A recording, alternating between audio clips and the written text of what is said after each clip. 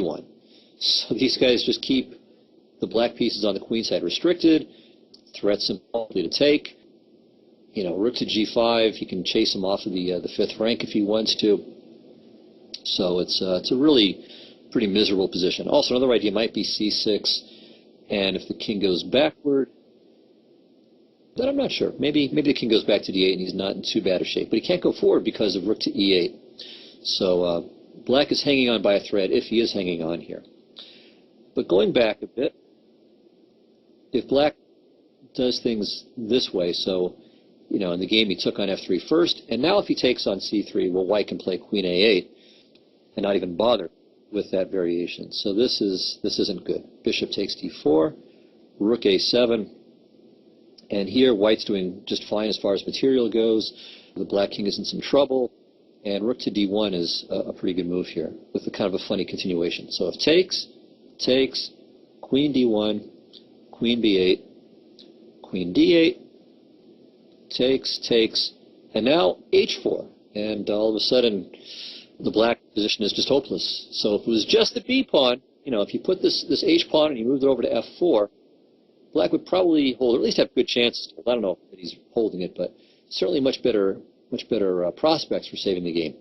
But with the pawn on h4, he has no chance at all. He's just going to be too tied up.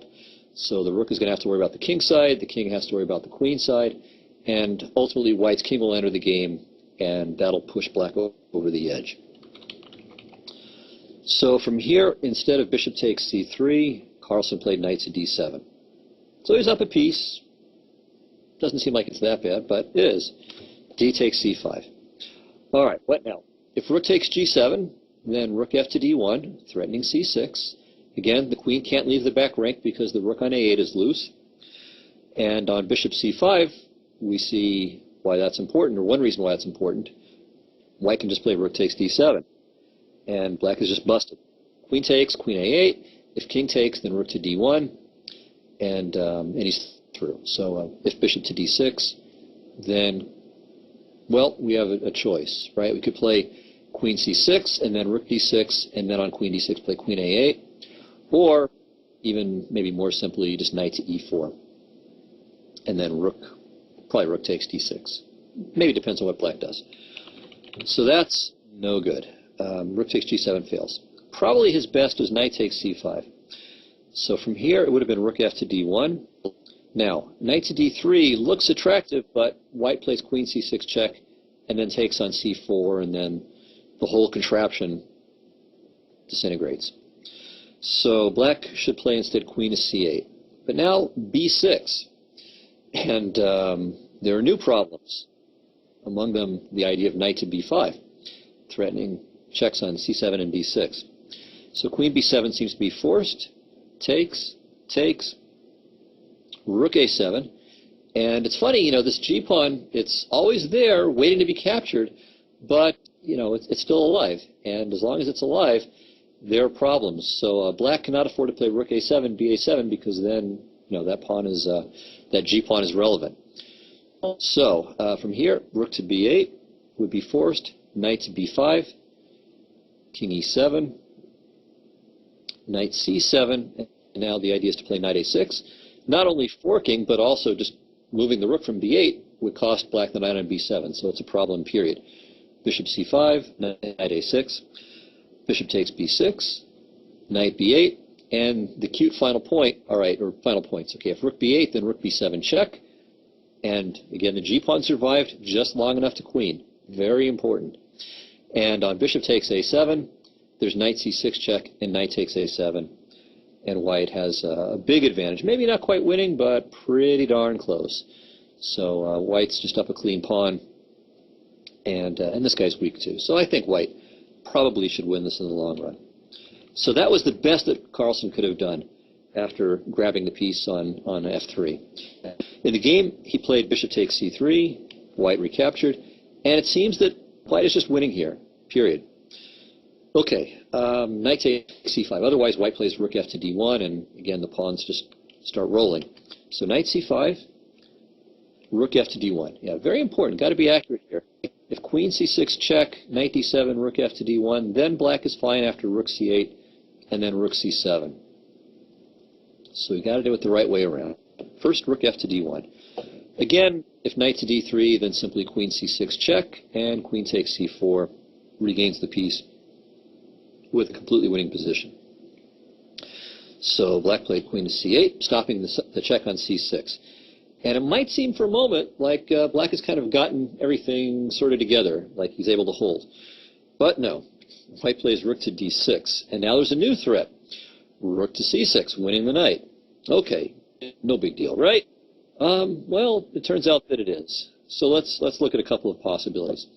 If king e7, the idea being that after rook c6, he's got queen to b7. So there's no threat after all, or so it seems. Well, now queen f4. And now the threat is not only to take the knight, but to play rook c7 check, and gets bad for black. Knight to d7 is forced. Now queen g5 check, king e8, and then rook e1. And now there are various threats to sacrifice on e6. And it's not much of a sacrifice, just to show you, it's mate. Takes, takes, takes here, and then either queen g6 or rook e7, depending on your aesthetic preferences. Either way, it's checkmate. All right, so that's not saving the day here for black. Okay, so so that was the problem with king e7. So Carlsen tried queen to b7 right away, and now queen h5, threatening the knight. If the knight moves, there's rook takes e6 check, so that's not really acceptable. And again, this g-pawn survives, so there's possibilities like queen h7 or queen h8 that black has to keep in mind. So in the game, he plays rook c8, defending the knight, and the knight stays to defend the pawn on e6. And now rook c6 anyway, so more tactic shots. All right, what is black going to do here? The threat, of course, is to take the knight. Maybe rook a7 is a threat too, so that may be a problem for him to worry about as well. Now, if he takes on c6, then bc, queen c6, and lo and behold, queen h8. The g-pawn survives once again, and in fact is going to become another queen. So that was not a good solution for Carlsen, who chose instead knight to d3. All right, here white has more than one way to win. Rook takes e6 check is also quite strong. King d8, queen g5 check, and so on. But what Kramnik did was fine. He played rook takes c8, queen c8, and now rook a7. And here Carlsen had seen enough. So the threat is, of course, queen f7, or the main threat is queen f7, followed by either queen e7 or queen g8 mate. And in case of something like knight to e5, of course, white can take on e5 and is still dead one, or he could play queen h8. So the second point of rook a7 was that it prevents the king from escaping the back rank, which means that the rook on g8 can't have any support from the black queen. So a fantastic game by Kramnik. Of course, this was, I'm sure, largely, if not entirely, home prep, but still, you got to have confidence in it. You got to be able to solve problems over the board.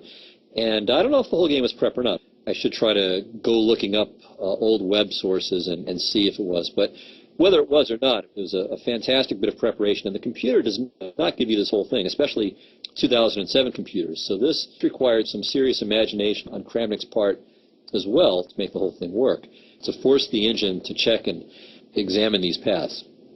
So very impressive. And it shows, even though, again, some of this is prep, that Kramnik is not just this bland technical player who is completely risk-averse, unwilling to go down sharp lines.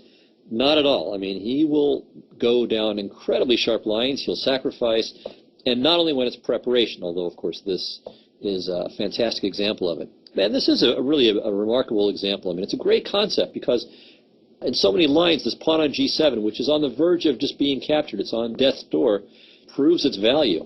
So I'm very impressed by this game, and hope you guys are too, and found it just very entertaining as well. All right, so that will do it. I will see you next time. We'll be up to Anand, of course, Kramnik's great successor, and that'll be it for the series, at least until the next match in 2014, when perhaps Anand will lose his title. So until then, not 2014, but until next week, this is FIDE Master Dennis Monokroussos signing off for ChessLecture.com. Bye-bye.